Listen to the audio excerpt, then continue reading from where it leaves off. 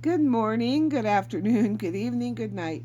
Depending on where you are in this world, God bless you. This is Gloria White coming to you from Utah, USA.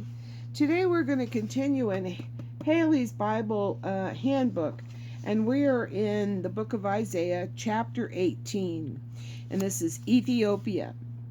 Ethiopia was South Egypt, whose powerful king at that time had sway over all Egypt. This is not a prophecy of doom, but seems rather to refer to the excitement and call to arms among the Ethiopians at the advance of Sennacherib's army into Judah, whose fall would leave open the gate for the Assyrian march on into Egypt.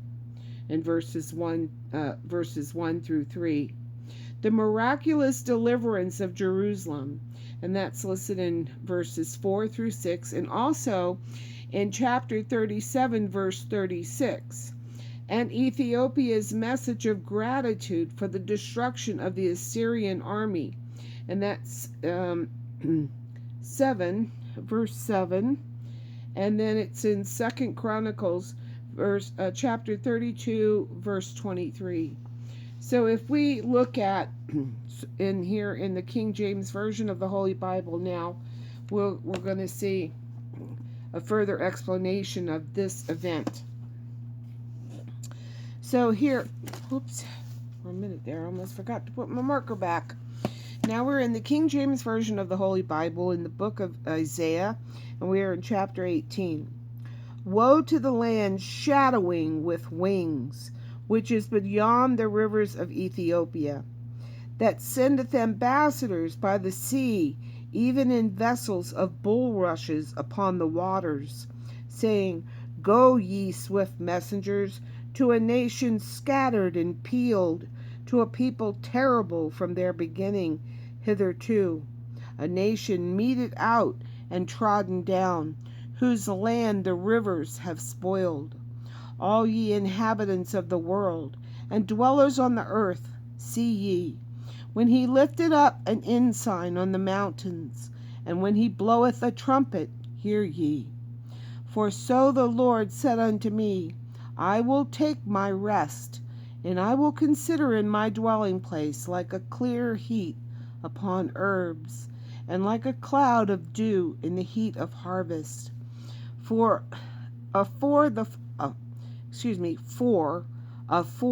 the harvest, and this means before the harvest, when the bud is perfect and the sour grape is ripening in the flower, he shall both cut off the sprigs with pruning hooks or pruning knives, and take away and cut down the branches.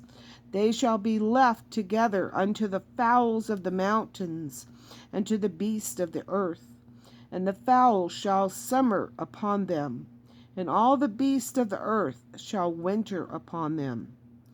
Verse 7, In that time shall the present be brought unto the Lord of hosts of the people, scattered and peeled, and from a people terrible from their beginning hitherto, a nation meted out and trodden under foot, whose land the rivers have spoiled, to the place of the name of the Lord of hosts, the Mount of Zion. Now, let's go over to chapter 37, verse 36, and see what it says. And I know you'll know this verse.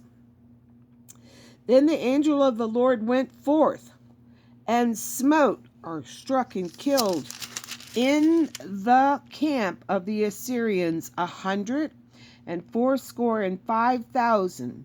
And when they arose early in the morning, behold, they were all dead corpses. Remember, the one angel went in and smote the 185,000 Assyrians, wiped them out.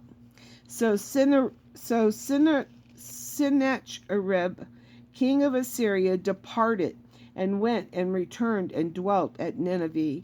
And it came to pass, as he was worshipping in the house of Nishrosh his god, that Adrammelech and Sharezer his sons smote him with the sword, and they escaped into the land of Armenia. And Esarhaddon, his son, reigned in his stead. So, God took care of that. As always, He's always watching over us and taking care of our needs. God bless Him. And as always, I love you.